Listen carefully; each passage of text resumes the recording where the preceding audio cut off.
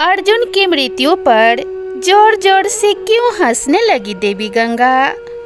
महाभारत का युद्ध जीतने में श्री कृष्ण की चतुराई और धनुर्धर अर्जुन के पराक्रम ने एक अहम भूमिका निभाई थी। यदि महाभारत के युद्ध में पांडवों की ओर से श्री कृष्ण और अर्जुन न लड़ रहे होते तो शायद पांडवों की जीत होना नामुमकिन था।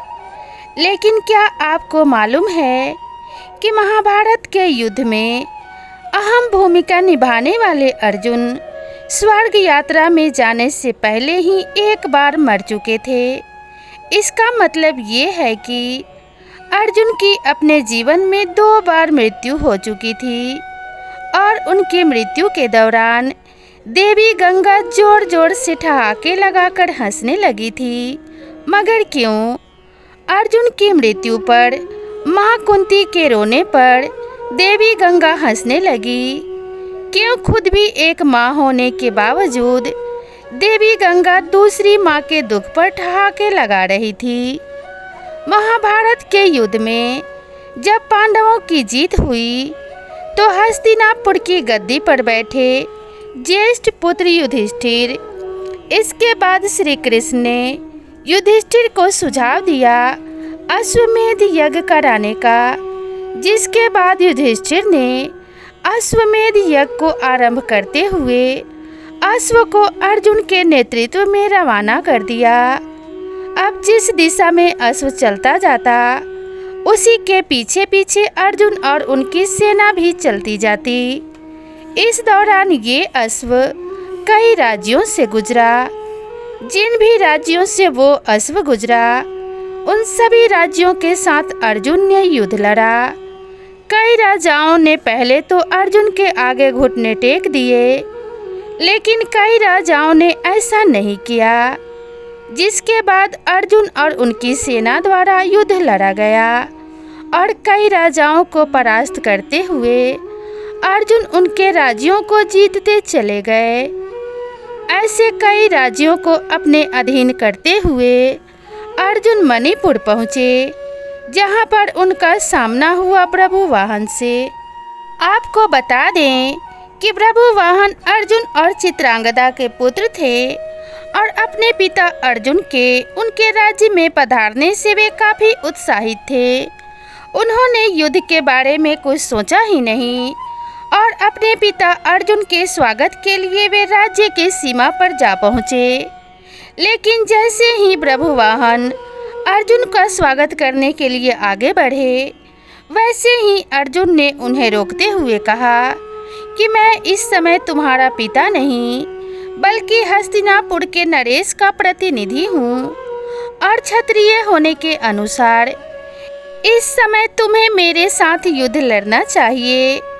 बस उसी समय अर्जुन की दूसरी पत्नी उलूपी वहां आती है और प्रभुवाहन से बोलती है कि हे पुत्र, तुम्हें अपने पिता के साथ युद्ध लड़ना चाहिए।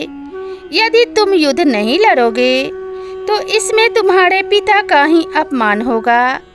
माता की आज्ञा पाते ही प्रभुवाहन युद्ध के लिए तैयार हो जाता है और अर्जुन और प्रभुवाहन के बीच युद्ध छिड़ जाता है।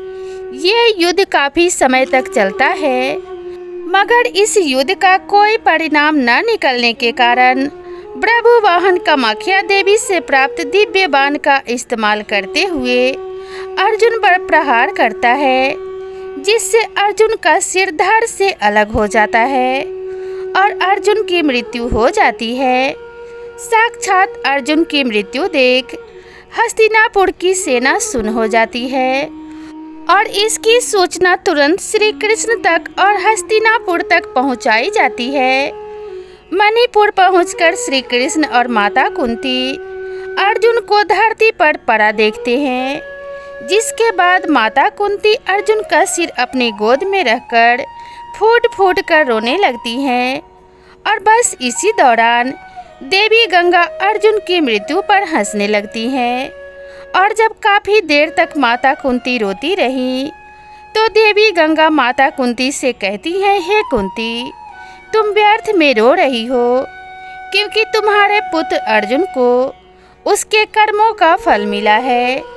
मेरा पुत्र भीष्म अर्जुन को अपने पुत्र की भांति स्नेह करता था, मगर फिर भी अर्जुन ने शिखंडी का सहारा लेकर मेरे पुत्र भीष्म का वध कर डाला। मैं भी उस समय ऐसे ही रोई थी जैसे तुम आज अपने पुत्र के लिए रो रही हो।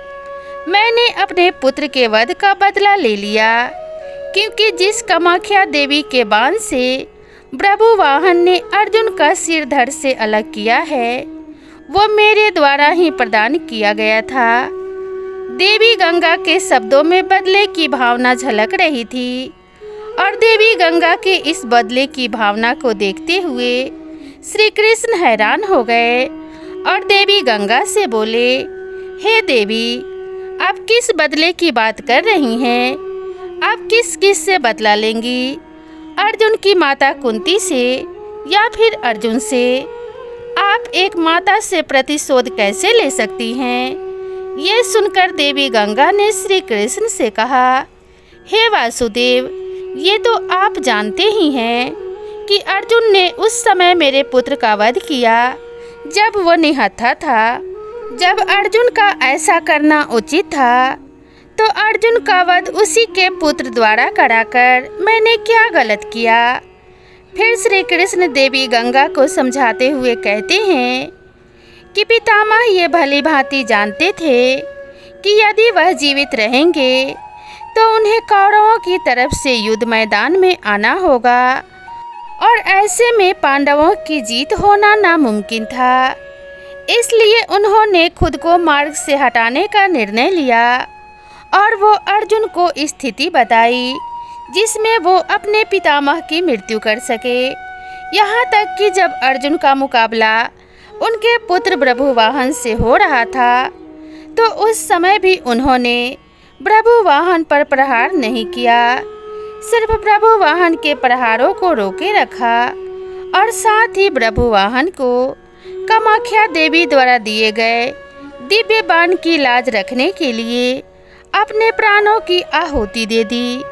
अब श्री कृष्ण द्वारा दिए गए तथ्यों को सुनकर देवी गंगा सोच में पड़ गई और उन्होंने श्री कृष्ण से अर्जुन को पुनः जीवित करने का मार्ग पूछा, जिसके बाद श्री कृष्ण देवी गंगा को उनकी प्रतिज्ञा वापस लेने को कहते हैं। जिसके बाद देवी गंगा ने अपनी प्रतिज्ञा वापस ली और अर्जुन का सिर धड़ से जोड़ दिया, मगर अब भी अर्जुन के प्राण वापस न आए थे। जिसके बाद श्री कृष्ण ने अर्जुन की दूसरी पत्नी से नागमणि लेकर अर्जुन को पुनः जीवित कर दिया। महाभारत में धर्म युद्ध को जीतने के लिए जिन योद्धाओं का मरना बेहद आवश्यक था, उनमें से एक योद्धा थे भीष्म पितामह।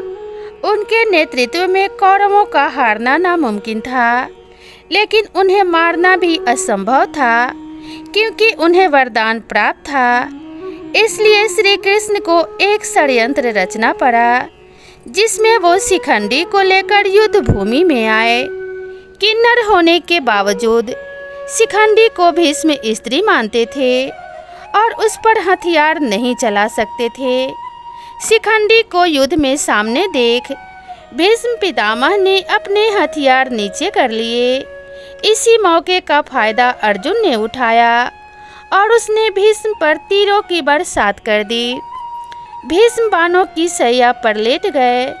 अपने पुत्र की यह दुर्गति देख उनकी माता गंगा बहुत क्रोधित हुई। वो युद्ध भूमि में प्रकट हुई और उन्होंने अर्जुन को श्राप दे दिया कि उसकी मृत्यु अपने ही पुत्र के हाथों होगी। कुछ समय बाद जब अर्जुन की मृत्यु उसके ही एक पुत्र प्रभुवाहन के हाथों हुई, तो माँ गंगा जोर जोर से हंसने लगी। कथा के अनुसार माँ गंगा ने ही अर्जुन के बेटे प्रभुवाहन को इस तरह भ्रमित किया कि उसने गुस्से में आकर अपने पिता का सिर काट दिया। लेकिन फिर भी अर्जुन की एक पत्नी ने अपनी शक्ति द्वारा और श्री कृष्ण की मदद से अर्जुन को पुनः जीवित किया और अर्जुन के पुत्र प्रभुवाहन को माँ गंगा की माया से मुक्त किया। तो दोस्तों, आपको ये कथा कैसी लगी कृपया कमेंट करके ज़रूर बताएं। और ऐसी ही ढेर सारी कहानियों के लिए मेरे चैनल को सब्सक्राइब करना बिल्कुल ना भूलें। तो मिलते हैं इसी तरह की नई कथा और नई कहानी के साथ। तब तक के लिए नमस्कार।